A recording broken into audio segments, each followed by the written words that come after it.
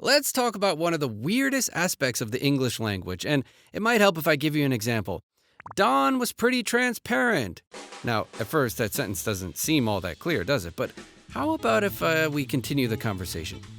Donald was pretty transparent. It didn't take long to figure out I was fired.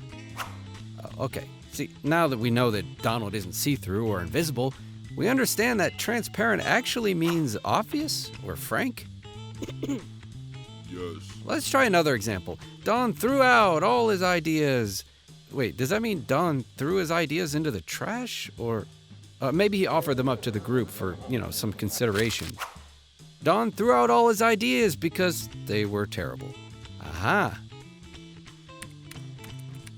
See, words like transparent and throw out are part of this group called contronyms, and they are one of many reasons why it's so important to get the full story when you're trying to understand the meaning of a sentence. Now, at this point, you might be saying to yourself, plenty of words have different meanings, so what? Well, contronyms are particularly difficult because the meanings aren't just different. They're, contradictory. And in some cases, even direct opposites of one another. Buckle your seatbelt. The bridge began to buckle under the weight of the trucks. Is there any milk left?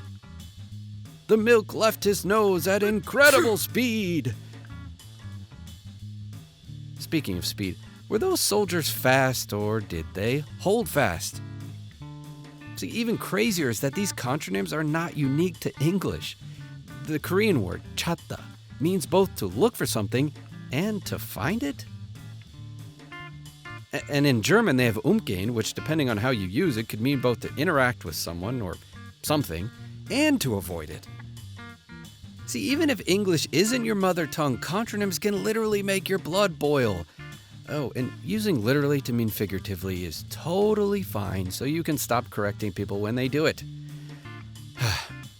Contronyms are just a natural result of a bunch of different people with different backgrounds and wants and needs and cultures getting together and trying to communicate. And while we do this, we try to be unique individuals, hip, cool.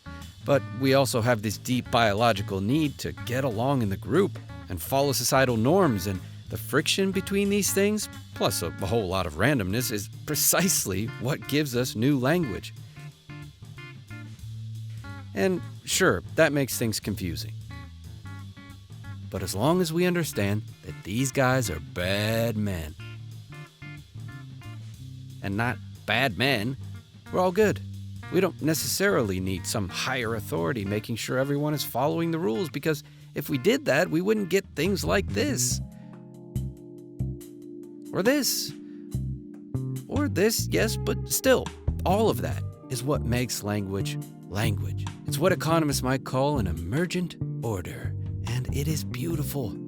So next time you find yourself getting frustrated by words with double meanings, grammar and spelling rules with a million exceptions, keep in mind that those exceptions come from a freedom to break those rules, without which we wouldn't get all the good stuff. So I say, celebrate the weirdness in language and in all things. Just keep in mind context matters.